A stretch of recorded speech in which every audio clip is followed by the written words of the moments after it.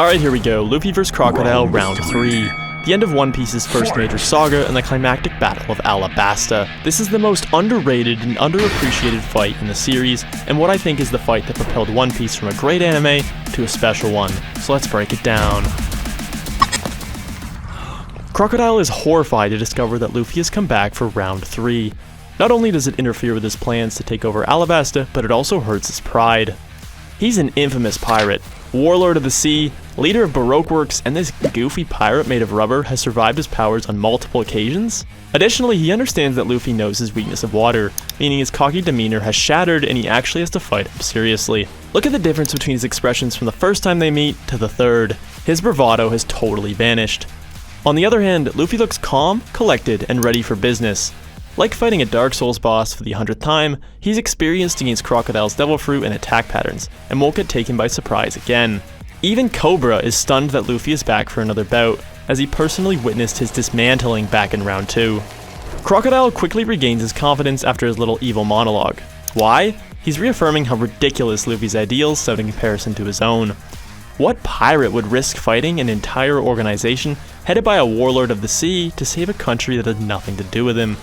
He must be a complete fool. Additionally, it reinforces the emotional conflict set back in their first encounter. While both of them agree that Vivi is naive to expect to save Alabasta without any casualties, Crocodile looks down on friendship and helping others while Luffy values it. The fight begins with Crocodile's arrogant grin, who notices that without any water, Luffy is completely powerless against him, only to be blown into the wall by his kick, Luffy using his own blood as liquid to harden the sand. This is the third time that Luffy has come up with a different strategy, showcasing his adaptability and creativity in battle. Despite being, well, rather slow in most situations, Luffy is a battle genius, and it's evident here in this fight.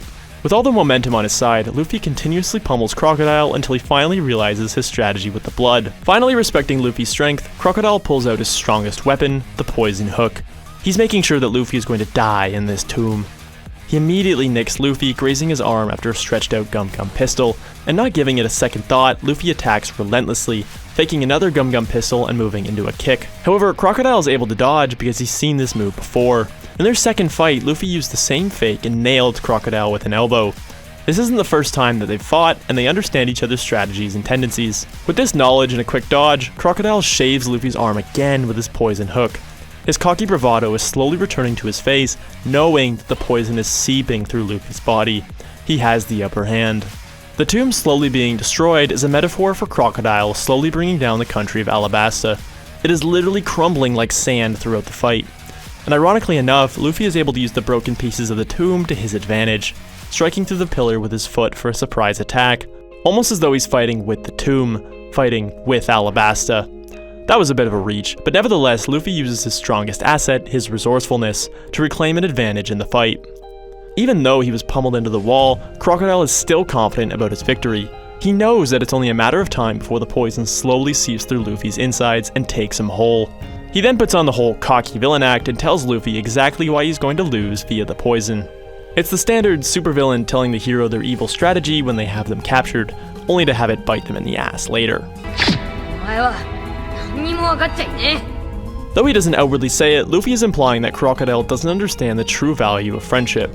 He instead believes that trusting others is a sign of weakness, and this mentality is reflected in his organization. Baroque works is defined by their secretive nature. Nobody knows each other's names or identity, and each member is referred to through a code name, primarily combining a number agent with a calendar agent. Codenames based on a calendar like Miss Wednesday or Miss Merry Christmas. What this does is dehumanize the individual and transform them into another cog in the machine.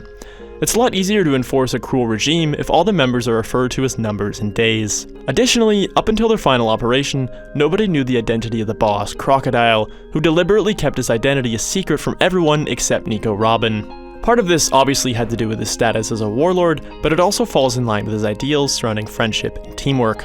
Compare this to Luffy, who dropped everything to help a friend save her dying country, and would do anything to help his own friends. It's these ideals that are clashing behind the physical weight of the battle and what gives the entire encounter so much more depth. Affirming Crocodile's ideals, Luffy attacks him relentlessly, a bit of his own anger seeping through into his attacks. It's almost as though it just now became a personal fight because he disagrees with how Crocodile treats the members of his crime syndicate. Luffy finally begins to feel the effects from the poison. The scene cuts to a close-up of his face, which reveals how pale his skin is. The poison is affecting him worse than anyone realizes. With Luffy down and out, Crocodile begins to celebrate as he comes to terms with taking over the entire country of Alabasta. His long-awaited plan has finally come to fruition. Until Luffy's voice plays back in his head, almost like PTSD about how he will never give up, never succumb to Crocodile, and will continue to fight until his last breath. And just like that, Luffy has risen against Crocodile for fourth and final time, with nothing but victory on his mind.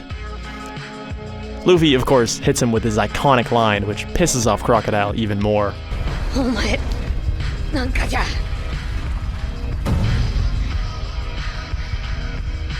俺には勝てねえ俺は海賊王になる男だ Crocodile has emphasized again and again that there's thousands of rookie pirates just like Luffy, and that he's nothing special to be challenging a warlord. But in actuality, I think Crocodile is directing some of this malice towards himself. 24 years before this entire fight, Crocodile actually witnessed the execution of Gold D. Roger and left with dreams of becoming the Pirate King himself. He went as far as the New World before he stupidly challenged Whitebeard and suffered a humiliating defeat, which ultimately brought an end to his dream of becoming the Pirate King. He was one of those upstart rookies with no fear of death or defeat, so when he's telling Luffy his dreams are naive, he's almost projecting his own failures and experiences into his words. It's almost as though he's talking to himself. Eager to finish off the fight and put his words to action, Crocodile charges recklessly at Luffy. He knows the poison is circulating and can almost smell the delicious scent of victory. As a result of his recklessness, however, Luffy turns the tables and destroys his poison hook with a sleek kick to the ground. Luffy has that instinctual look in his eyes that we've seen so many times throughout the anime. He's determined to beat the ever-loving crap out of Crocodile. Like he's a professional athlete entering the zone, Luffy is able to find the inner strength and adrenaline to take over the fight. And just like that, Crocodile is being kicked up into the air, helpless against Luffy's attack. New World Symphony starts playing as Crocodile and Luffy launch their final attacks at each other, and I gotta say, this is hands down one of the best soundtracks in One Piece. It's hardly ever used outside of this fight, and I really wish they had brought it back for some other epic finales. This final bout is highly symbolic of the status between Crocodile and Luffy. Crocodile is high up in the air, above Luffy launching his attack downwards. He's a warlord of the sea, an experienced pirate who's visited the New World and fought Whitebeard. In every way, he should win this fight and crush the young rookie who sits beneath him.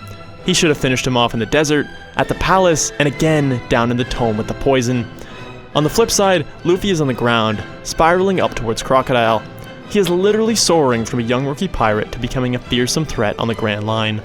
The only thing in his way is Crocodile. He also unveils a new attack, Gomu Gomu no Storm, indicative of his rising strength as a pirate.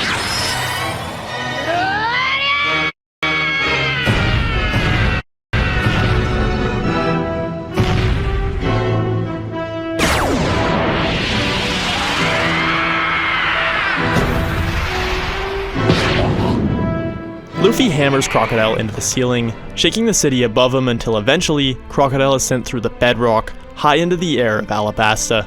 Luffy is quite literally revealing the true villain of the arc, the leader behind Alabasta's turmoil. He's unearthing Crocodile from the underground, his world of crime and deception, to the real world above the ground, showing the country who the real enemy is. With the ceiling gone, the sun shines down on Luffy, properly illuminating him for the first time. He's no longer a rookie to be looked down upon, but a true fearsome pirate in the Grand Line. This is the climax to One Piece's first huge saga, and it hits on every note. After watching it for the first time, I felt like this is what transformed One Piece from a great series to a special one, and sets the stage for future sagas. Let me know what you think of my analysis, and thanks for watching. This is mloveys, signing off.